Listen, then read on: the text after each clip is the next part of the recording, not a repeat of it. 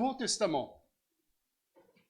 Et les histoires que Christ nous a enseignées, qui nous a même données, on les appelle souvent des paraboles.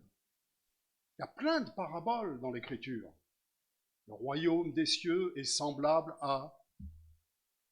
Regardez les oiseaux dans le ciel, regardez les lys dans les champs.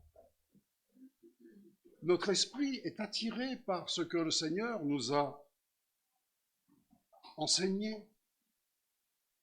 C'est pour que nous puissions réfléchir et comprendre aussi qui il est, ce qu'est le royaume du Seigneur. Vous savez, les paraboles, ce sont des histoires vraies, mais ce sont aussi des vérités spirituelles qui sont enseignées. Et même les disciples, au début, avaient du mal à comprendre les paraboles que Jésus leur enseignait. Par exemple, la parabole du semeur. Ils n'ont pas compris. Et même le Seigneur, je crois que c'est dans Matthieu, il rappelle que c'est difficile de les comprendre. Alors il explique. On pense à la parabole de l'ivraie aussi. Les disciples lui ont dit, mais donne-nous la solution, donne-nous ce que cela veut dire. Et le Seigneur l'a fait. Mais pourquoi? Eh bien, tout simplement, parce que celui qui a des oreilles qui ne veut pas entendre, qui a des oreilles, qui a des yeux qui ne veut pas voir, pour quelqu'un, en fin de compte, qui ne veut pas s'approcher du Seigneur, c'est une histoire, mais sans plus. Et même si quelqu'un vient lui expliquer l'histoire, il ne comprend pas si on ne s'approche pas du Seigneur. Mais le jour où on donne sa vie au Seigneur, on a l'impression qu'on comprend tout, n'est-ce pas? On ne comprend pas tout dans le sens où l'Écriture est riche, mais on comprend l'essentiel. Et l'essentiel, c'est ce que nous avons chanté tout à l'heure, c'est ce que le thème que Pascal a donné, libre. Je veux être libre avec le Seigneur. Alors, on va regarder une parabole, c'est probablement la parabole la plus connue. Alors, vous la connaissez, vous l'avez lue, vous avez entendu des messages, surtout si vous êtes chrétien depuis des années, des dizaines de messages concernant cette parabole. Et on dit que c'est la parabole la plus connue. Alors, à votre avis, c'est laquelle? Pour vous? Ah, il y en a plusieurs des paraboles, oui, mais le fils prodigue, voilà, c'est ça, c'est bien souvent celui-là. On parle du fils prodigue. Alors, ça se trouve dans Luc, au chapitre 15, et je vous invite à écouter simplement cette parabole. Verset 11, à partir donc Luc chapitre 15, verset 11, il dit encore, un homme avait deux fils. Le plus jeune dit à son père, mon père, donne-moi la part de bien qui doit me revenir. Et le père leur partagea son bien. Peu de jours après, le plus jeune fils, ayant tout ramassé, partit pour un pays éloigné, où il dissipa son bien en vivant dans la débauche. Lorsqu'il eut tout dépensé, une grande famine survint dans ce pays et il commença à se trouver dans le besoin. Il alla se mettre au service d'un des habitants du pays qui l'envoya dans ses champs garder les pourceaux. Il aurait bien voulu se rassasier des carouges que mangeaient les pourceaux, mais personne ne lui en donnait. Étant rentré en lui-même, il dit, combien de mercenaires chez mon père ont du pain en abondance, et moi, ici, je meurs de faim. Je me lèverai, j'irai vers mon père, et je lui dirai, mon père, j'ai péché contre le ciel et contre toi. Je ne suis plus digne d'être appelé ton fils, traite-moi comme l'un de tes mercenaires. Il se leva, et alla vers son père. Comme il était encore loin, son père le vit et fut ému de compassion. Il courut se jeter à son cou et le baisa, l'embrassa comme on veut. Le fils lui dit, mon père, j'ai péché contre le ciel et contre toi, je ne suis plus digne d'être appelé ton fils. Mais le père dit à ses serviteurs, apportez vite la plus belle robe et l'en revêtez. Mettez-lui un anneau au doigt et des souliers aux pieds. Amenez le veau gras et tuez-le. Mangeons et réjouissons-nous. Car mon fils, que voici, était mort et il est revenu à la vie. Il était perdu et il est retrouvé. Et ils commencèrent à se réjouir. Je vais m'arrêter ici parce que le temps nous presse parfois. Certains doivent aller à Longjumeau cet après-midi. Et puis il y aura quelque chose juste après le message qui est prévu aussi. Donc on va s'arrêter là. Il est question après du deuxième fils, le fils aîné. Donc on verra ça bien plus tard. Je ne sais pas si vous avez remarqué, dans ce que je vous ai lu, il n'est pas parlé du fils prodigue. Il est parlé du fils, il est parlé du père, fils prodigue. Alors c'est pas la peine de chercher dans les textes avec votre concordance où se trouve. Vous ne trouverez pas le mot prodigue. Alors moi je l'ai trouvé, et vous pouvez aussi le trouver, hein, dans le titre qui est donné, Parabole de l'enfant prodigue. Bon, c'est marqué, mais on sait très bien que les titres ne sont pas d'origine. Ils ont été rajoutés par ceux qui ont imprimé l'écriture, afin qu'on puisse le retrouver facilement. Alors, prodigue ne veut pas dire prodige. Là, je pense que vous connaissez prodigue et prodige, la différence. La différence, c'est un U. Mais ce n'est pas seulement un U, c'est ce que l'on appelle normalement un paronyme, c'est-à-dire que c'est pratiquement la même chose, on prononce de la même manière, presque, mais ça veut dire complètement, même pas l'inverse, ça veut dire c'est quelque chose de différent. Quelqu'un qui fait des prodiges, un médecin par exemple, un chirurgien fait des prodiges, un musicien fait des prodiges, quelque chose d'extraordinaire. Alors que quelqu'un qui est prodigue, c'est quelqu'un qui, j'ai noté, qui dissipe son bien. C'est quelqu'un qui dépense excessivement ce qu'il possède.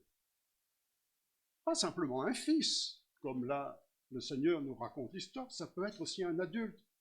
J'ai rencontré il y a maintenant quelques années dans l'église où j'étais, dû conseiller une sœur en Christ, qui avait un problème, et elle l'a révélé, elle me l'a révélé. Elle dépensait sans se soucier de ce qu'elle avait. Dès qu'elle avait 2-3 petits sous, c'était les dépenses. Et quand elle allait dans les magasins, elle avait un problème. C'est qu'elle voulait tellement de choses. Et aujourd'hui, on sait très bien qu'on paye en 4 fois, on paye en 10 fois, sans frais, et report, et j'en passe. Et on peut dépenser, on peut dépenser, on peut dépenser. Ce que l'on n'a pas. Et parfois, c'est difficile. On s'en rend compte, hein, nous-mêmes, hein, que c'est difficile pour nous, mais c'est difficile pour certaines personnes plus que pour d'autres. Elles sont prodigues, en quelque sorte. Elles dépensent, elles dissipent leurs biens, elles font des dépenses excessives. Alors, dans Luc, au chapitre 15, il est question de 3 paraboles. Alors, on ne les a pas lues, bien sûr, hein.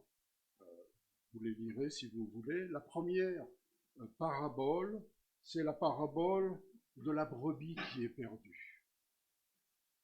Et le berger, il laisse les 99 qui n'ont pas besoin de repentance, qui sont en pleine forme, et il fait demi-tour. Il va chercher la brebis qui s'est perdue. Alors elle s'est perdue pourquoi? Peut-être dans les ronces, dans un ravin, enfin quelle que soit la solution. En tout cas, elle est blessée, l'Écriture nous dit. Et le berger, le monsieur, va dans cette... va rechercher. Et quand il la trouve, il est tellement heureux. Il prend la brebis qui a du mal à marcher, il la met sur ses épaules. Vous avez déjà vu cette photo de quelqu'un qui porte le petit agneau sur ses épaules. Alors il vient, il retourne à la bergerie, il retourne au troupeau. Et là, il y a de la joie pour lui, pour les gens qu'il connaît. Il y a de la joie probablement pour la brebis qui était perdue. Et il y a de la joie aussi pour les 99 qui sont restés là et qui ont vu ce petit agneau, cette brebis perdue qui a été retrouvée. Ça, c'est la première parabole. La deuxième parabole, c'est l'histoire d'une femme qui a perdu une pièce de monnaie. Il nous écrit dans l'écriture drachme. Vous savez ce que c'est, drachme? C'est une petite pièce qui n'a pas de valeur. On pense qu'à l'heure actuelle, c'est quelque chose comme 70 centimes maximum. Ça fait même pas 1 euro. Donc c'est pas un lingot qu'elle a perdu. Mais pour elle, c'est tellement, ça a tellement de poids, ça a tellement de valeur qu'elle va mettre elle va allumer une lampe, elle va balayer la maison, l'Écriture nous dit, jusqu'à ce qu'elle retrouve cette petite pièce qui était sans doute égarée dans un petit coin. Et l'Écriture nous montre à ce moment-là, le Seigneur, c'est Christ qui parle, il nous dit que lorsqu'elle l'a retrouvée, elle appelle ses amis, elle appelle ses voisines, et elle dit, réjouissez-vous avec moi, car j'ai retrouvé la drachme que j'avais perdue. De même, c'est Christ qui le dit, je vous le dis, il y a de la joie devant les anges de Dieu pour un seul pécheur qui se repent. Nous avons de la valeur pour Christ. Chacun, sans exception, plus grand ou plus petit, que l'on soit une femme ou que l'on soit un homme, que l'on connaisse le Seigneur depuis des années, ou peut-être pour moins de temps que cela. Pense aux enfants qui sont là aussi. Nous avons de la valeur pour Christ. Ne dites jamais « je n'ai pas de valeur, je ne vaux rien ». Ça ne se dit pas, ça. Parce que le Seigneur ne nous regarde pas comme ça. Il a besoin de chacun d'entre nous. Et alors, on arrive à la troisième parabole que je vous ai lue. C'est la parabole du Fils qui est parti. Vous savez que le thème central de ces 3 paraboles, c'est la joie. La joie. Des fois, on dit que l'amour, c'est la loi du ciel. C'est vrai. Mais la joie, c'est aussi comment, qui est dans le ciel. Philippiens 4:4, réjouissez-vous toujours dans le Seigneur. Et dans ces 3 paraboles, il est question de joie. Je me réjouis de ce que j'étais perdu, de ce que j'ai retrouvé. Je me réjouis. Vous savez, quand le fils plutôt, le plus jeune, il a dit à son père, « Père, donne-moi la part de bien qui me revient », je ne crois pas que le père s'est réjoui beaucoup.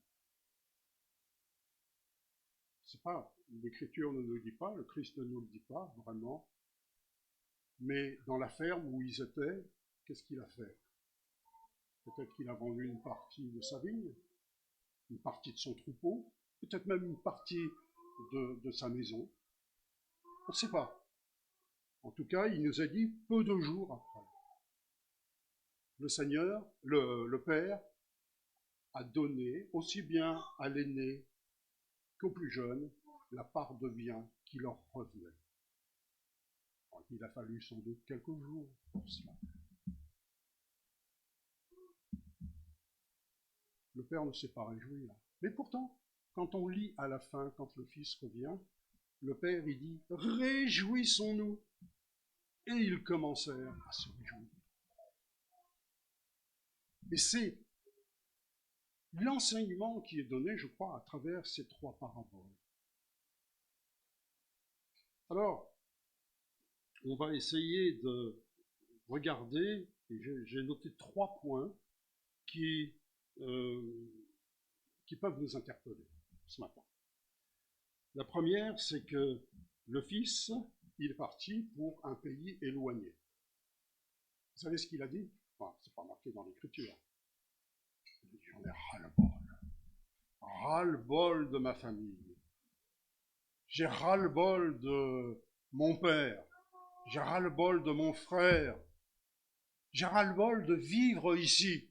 Alors je vais partir. Je vais demander à mon père qui me donne la part qui me revient, et je vais partir dans un pays loin, éloigné, l'Écriture nous dit.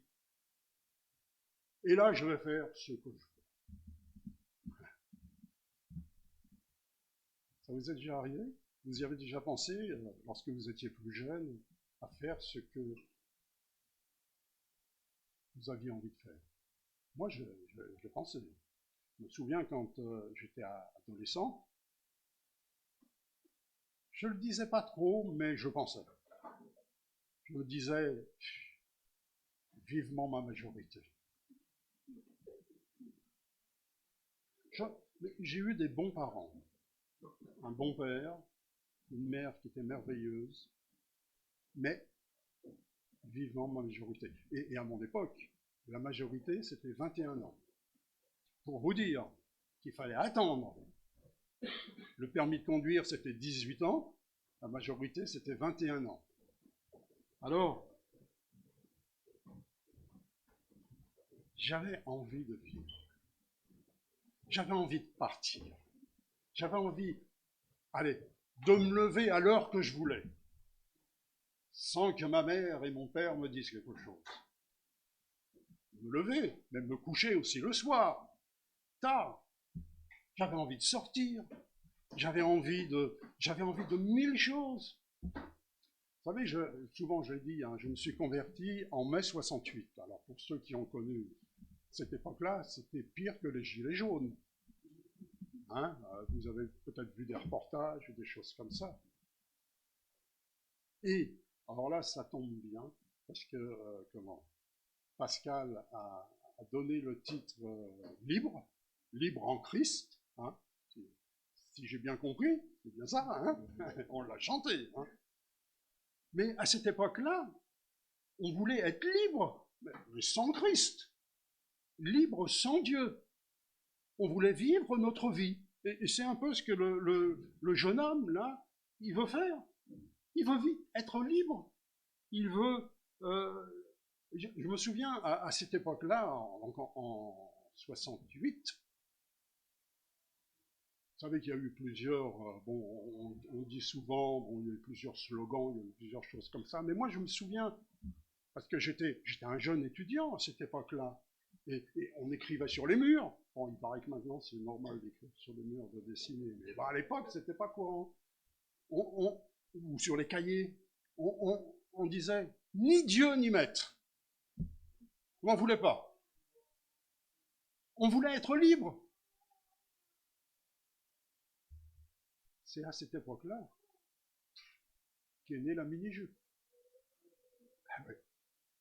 Elle a pris de l'ampleur auprès des jeunes filles. Les garçons n'étaient pas contre, hein, je veux dire. Aussi, une chose. Mais c'était ça la liberté, c'était de s'habiller comme on voulait, de faire ce que la société ne nous disait pas. Fais pas ci, fais pas ça, fais ceci, fais cela. Non, on n'en voulait plus. On voulait être libre. Et c'est ce que ce jeune homme a fait aussi. Je vais vous dire quelque chose que j'ai lu il y a un petit moment déjà. En 2022, donc l'année dernière, il y a eu, on a fait un sondage sur toute l'année, et parmi les adolescents en France, en 2022, il y a eu, tenez-vous bien, moi j'ai lu plusieurs fois, 43 000 disparitions d'adolescents en France. 43 000. Moi-même, je me suis dit, il pourrait presque y avoir une chaîne de télévision qui ne parle que de ça. 43 000. Alors bien sûr, il y avait quelques explications. 95% de ces 43 000, pratiquement, un tiers donc de ces 95%, 96%, ce sont des adolescents qui quittent leur foyer, sans rien dire bien sûr, pendant une journée à 3 jours maximum. Ils reviennent. Une envie de partir, une envie de liberté, une envie de ne plus être dans la famille. Un tiers, ce sont les adolescents, et là on parle toujours des adolescents, hein, les adolescents qui quittent leur maison pendant 1 mois à 3 mois. Un tiers de ces 43 000, de ces 40 000 on va dire, allez, 12 000 personnes. Et le dernier tiers, ceux qui partent pendant plus de 3 mois de leur maison. Alors vous allez me dire, oui, ils reviennent, c'est ce qu'on appelle des fugues. Ils reviennent dans la maison, peut-être quand ils ont dissipé tout leur argent, quand ils ont vécu dans la débauche et puis sont allés garder des pourceaux,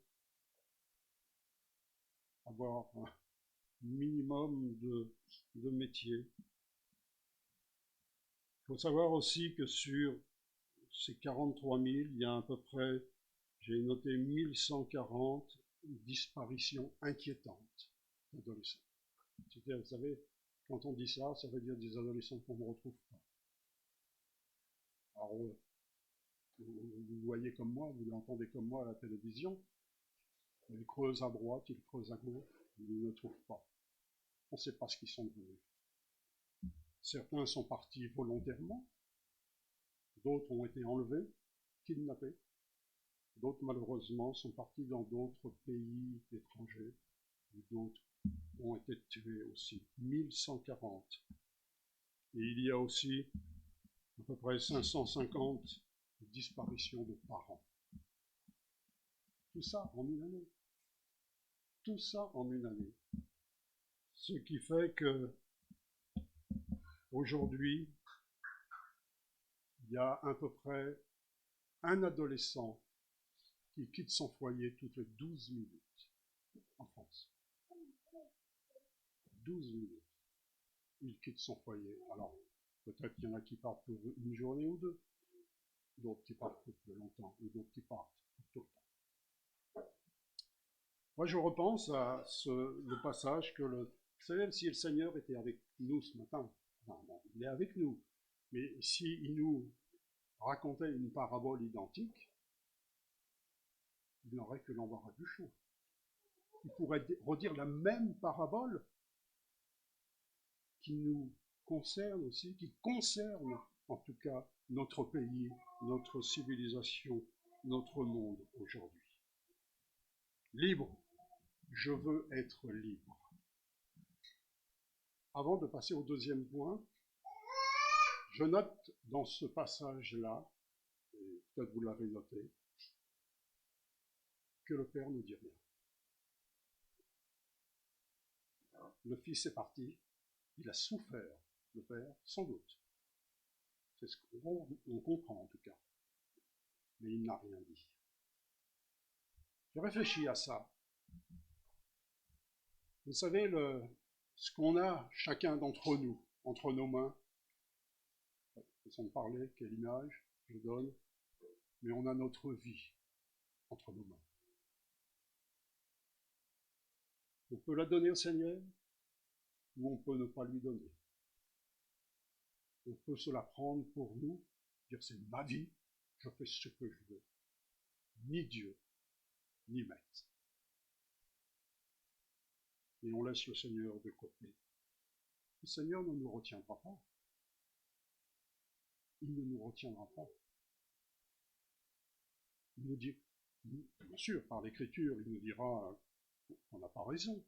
Mais sinon, il ne nous retiendra pas de force. je suis libre. Libre de faire ce que je veux. Là, vous allez me dire, bon, d'accord, ça fait longtemps que je suis plus adolescent, donc je ne suis pas trop concerné par cela. Puis si je suis avec mes frères et sœurs ce matin, je ne vois pas très bien où est la parole. Votre vie, notre vie, elle est entre les mains du Seigneur. Le Seigneur nous connaît. Je peux lui dire, Seigneur, là, je n'ai pas besoin de toi. Là. Je vais me débrouiller tout seul. On peut avoir cette attitude, tout en étant enfant de Dieu, chrétien. Moi, je me souviens, quand j'étais jeune, à l'époque, il y avait un club de jeunes, et on n'avait pas de voiture. On était embêtés pour aller au club de jeunes, parce qu'il y avait du monde, mais emmener qui, quand, comment, quelle manière, on ne savait pas. Et une discussion qu'on a eue, parce qu'on était jeunes, les voitures sportives, on aimait les voitures sportives, plus que les 2 chevaux. Mais il n'y avait pas beaucoup de place dans une voiture sportive. Alors, on parlait entre nous en disant, si demain je viens avec une voiture de sport à l'église, je ne vais pas combler tout le club de jeunes dedans. Puis je vais me faire remarquer. Alors c'était une discussion qu'on avait, qui nous concernait personnellement. Mais est-ce que le Seigneur, est-ce qu'on posait la question au Seigneur? Est-ce qu'on avait la sagesse qui se trouve dans l'Écriture pour dire, voilà, Seigneur, je veux te servir à ça, il n'y a pas de problème. Mais seulement, je ne veux pas faire ceci, je ne veux pas faire cela, ou je veux faire ceci, je veux faire cela. On peut avoir cette attitude. Et quand on est chrétien, enfant de Dieu, adulte, on peut avoir aussi cette même pensée. Seigneur, j'ai besoin de toi, surtout quand ça va mal, dans tel domaine, mais là, j'ai pas besoin de toi. J'ai pas besoin de toi pour connaître dans quelle école je vais aller. Je n'ai pas besoin de toi pour savoir qui je vais épouser. Je n'ai pas besoin de toi pour savoir ce que je dois acheter, ce que je dois faire. Alors le Seigneur ne nous dira pas, si on ne lui demande pas. Par contre, si on lui demande, Seigneur, montre-moi ce que je dois, par exemple, acheter, ce que je dois avoir, le Seigneur va le faire. Mais si on ne lui demande pas, il va le faire. Il va souffrir. Sans doute. Il va pas le faire. Deuxième point, verset 17. Étant rentré en lui-même, je parle du Fils, il se dit combien de mercenaires chez mon Père ont à manger. Il y a un moment où il faut rentrer en soi-même. Alors qu'est-ce que ça veut dire? J'essayais de chercher un mot qui peut nous vivifier dans ce sens-là. Moi, je suis resté sur le mot stop. Alors, on sait ce que c'est qu'un stop. Un stop, ça veut dire qu'il faut s'arrêter. Rentrer en soi-même, c'est dire stop. Dernièrement, il y a un frère qui me disait, à l'époque, avant que je connaisse le Seigneur, je fumais beaucoup. Bon, d'accord, il y en a d'autres qui fument aussi beaucoup. Mais il y a un moment, j'ai dit stop. Et depuis, je n'ai jamais refumé. Parce que j'ai accepté le Seigneur, j'ai dit stop. Mais je crois que rentrer en soi-même, c'est dire stop. Et il faut savoir s'arrêter. Et ce que le Seigneur veut, je crois, pour chacun d'entre nous, quand on passe par des épreuves, choses comme ça, c'est de dire stop. Seigneur, je veux m'arrêter. Je ne veux pas continuer dans cette direction-là. Je veux maintenant me diriger dans ta direction. Et vous savez que au verset 18, il est dit, le jeune homme, il le dit d'ailleurs plusieurs fois, il dit « Je me lèverai, j'irai vers mon Père ». Et puis au verset 20 aussi, il est dit « Il se leva et il alla vers son Père ». Il y a un moment, il faut aller. Si on n'y va pas, personne n'ira pour nous. Et ce n'est pas le Seigneur il nous parlera, mais il ne nous forcera pas à le reconnaître comme le Seigneur est le Sauveur. Nous devons aller vers le Seigneur. Alors, le jeune homme, il a dit, je ne suis pas digne d'être appelé ton fils. Il dira ça à son père, il le redira encore plusieurs fois, j'ai péché contre le ciel et contre toi. Vous savez, quand on vient au Seigneur, le Seigneur efface nos péchés, ça on le sait. Mais si on vient avec notre casier judiciaire, vous savez ce que le Seigneur il en fait, le casier judiciaire? Ah, pardon. Quand il efface le péché, il efface le péché. Psaume 103, il oublie tout autant. Richard nous l'exprimait dernièrement, l'Orient est éloigné de l'Occident. Le Seigneur, il efface, il oublie les transgressions. Ça, c'est la grâce du Seigneur. Il ne dit pas, le Seigneur, ben, je garde. Bon, tu as ton casier judiciaire qui est là, attention, il n'est pas vierge. Dernièrement, j'ai entendu quelque chose. Tu sais, on parle beaucoup du Hamas à l'heure actuelle. C'est quelqu'un qui faisait partie du Hamas. Hein. Il était tireur d'élite. C'est tout de suite ce dont il est question. Un jour, cette personne s'est convertie. Elle a donné sa vie au Seigneur. Maintenant, il n'est plus du tout tireur d'élite au Hamas. Je ne le connais pas. Mais quand cette personne est venue vers le Seigneur, il n'est pas venu avec son casier judiciaire, tout ce que tu as fait depuis un petit moment. Je te pardonne, mais je n'oublie pas ce que tu as fait. Non, non, non, non. Ah, c'est pas ça. Il est devenu une nouvelle créature en Christ. C'est l'Écriture qui le dit. C'est valable pour lui, mais c'est valable pour chacun d'entre nous. On ne se connaît pas les uns les autres. C'est pas ce que on va dire les péchés graves qu'on a commis lorsqu'on était plus jeune. Non, on ne connaît pas. Et si on confesse notre péché, Seigneur, il est fidèle et juste pour nous. Troisième point, le temps passe là. Troisième point, vous le connaissez tous, verset 20 par exemple. Il est comment? Le fils est revenu vers son père, il se leva vers son père. Et l'Écriture nous dit, c'est un verset vraiment merveilleux, vous avez sans doute entendu déjà des méditations là-dessus. Comme il était encore loin, son père le vit et fut ému de compassion. Il courut. Je ne sais pas si on est tous un petit peu des metteurs en scène. Hein, quand on entend une histoire merveilleuse comme celle-là, et on peut s'imaginer un petit peu ce qui s'est passé. Est-ce qu'il y avait une colline, petite colline, à côté de la maison, où le père venait tous les jours? Si des fois, dans le chemin qui est là, j'aperçois mon fils qui revient. Combien de temps il est parti? L'Écriture ne nous le dit pas.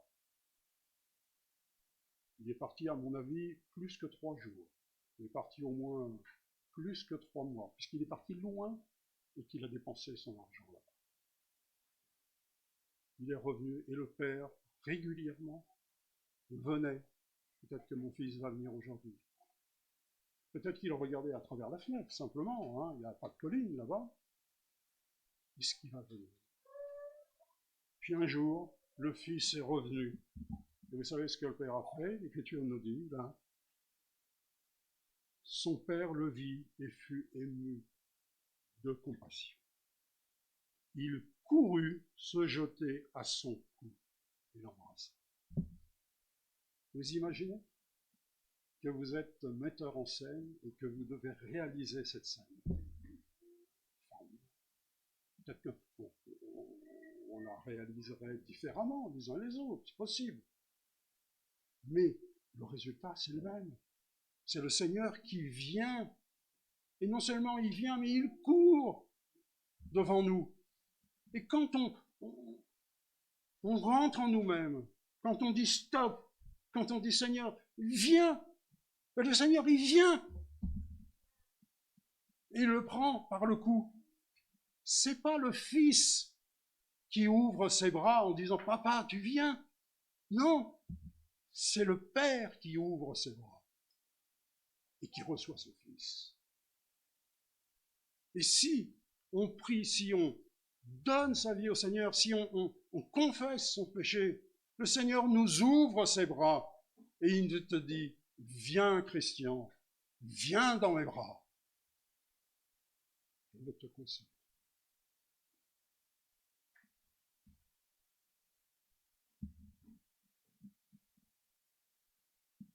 Alors, je vais peut-être m'arrêter ici, mais l'écriture est tellement merveilleuse. Vous savez que le Père n'a rien dit. Ah, il n'a pas dit, oh mon fils, bon, t'aurais pas dû partir, hein, t'aurais pas dû dépenser ton argent, tu m'as fait de la peine. Non, il ne dit rien. Le Père ne dit rien. Comme à l'aller, au retour, il ne dit rien. C'est un peu faux ce que je dis, puisqu'il s'adresse non pas au fils, mais aux serviteurs qui sont dans la maison. Apportez la plus belle robe, mettez un anneau à son doigt, des souliers à son pied. Vous savez, j'ai noté la robe, d'ailleurs il a même dit la plus belle robe. Vous savez, il gardait les pourceaux, donc à mon avis, il devait pas être, les habits ne devaient pas être, sentir bon. Voilà, on va dire ça comme ça. Le père n'a pas dit, apporte un t-shirt que tu vas trouver là, tu vas lui mettre, au moins qu'il soit à peu près propre. Non, la plus belle robe. Ça, c'est l'œuvre de Dieu. Il nous adonne sa plus belle robe. Elle est pour nous. L'anneau au doigt. Vous savez ce que ça veut dire? Un anneau, c'est comme quoi on fait partie de la famille.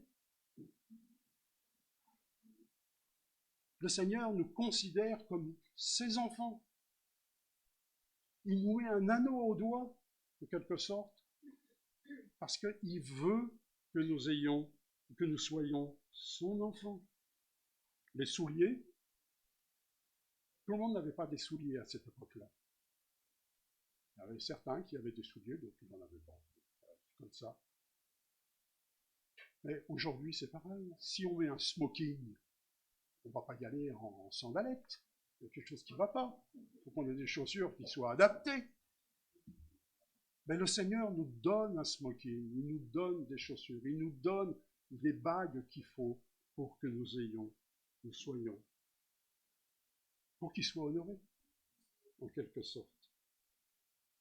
Puis, et là je vais terminer avec ça, il nous est dit au verset 23, amenez le bon gras et tuez-le. Pas le veau qui est un peu chétif, là, on a envie de s'en séparer plutôt qu'autre chose. Non, le veau gras, c'est-à-dire celui qui est le plus beau, qui a le plus de valeur. Et pourquoi? Parce que mon fils que voici, il était mort, et il est revenu à la vie. Il était perdu, et il est retrouvé. Et ils commencèrent à se réjouir. Parce que quand un enfant de Dieu, et quand nous-mêmes, hein, on revient au Seigneur, il y a beaucoup de joie pour le Père, il y a beaucoup de joie dans le ciel aussi, l'Écriture nous dit. Ah, c'est la deuxième parabole. Il y a beaucoup de joie dans le ciel. Les anges sont environnés de joie parce que je reviens au Seigneur. Alors c'est pas simplement, oui, c'est un beau passage ça pour quelqu'un qui ne connaît pas le Seigneur, qui vient pour la première fois au Seigneur, mais c'est aussi pour les chrétiens, pour les enfants de Dieu. Que le Seigneur nous aide ce matin à nous bénir. Prions Seigneur. Seigneur, je veux te remercier parce que ta parole, elle est merveilleuse. À travers les paraboles que Christ a annoncées, Seigneur, tu convaincs, tu nous parles, tu nous aimes. Et Seigneur, à travers cette parabole, on pourrait presque l'appeler la parabole du Père bienveillant. Parce que Seigneur, c'est toi. Et c'est toi seul, Seigneur, qui a de l'amour pour nous. Tu ne nous rejettes pas dehors, tu ne nous abandonnes pas, tu oublies, Seigneur, même nos transgressions. Et Seigneur, tu veux que nous puissions marcher avec toi, nous puissions vivre avec toi. Parce qu'il y a beaucoup de joie, et dans le ciel, et pour toi, et pour nous aussi. Alors Seigneur, comme il est dit dans l'Écriture, réjouissons-nous. Réjouissons-nous dans le Seigneur. Oui, Seigneur, nous voulons être réjouis ce matin, parce que Seigneur, comme on l'a dit en première partie, la liberté, elle est en Christ, qui nous a libérés de tout cela, de tous ces fardeaux, de tout ce que nous pensions être libres. Mais non, c'est toi qui nous as donné la liberté en Christ.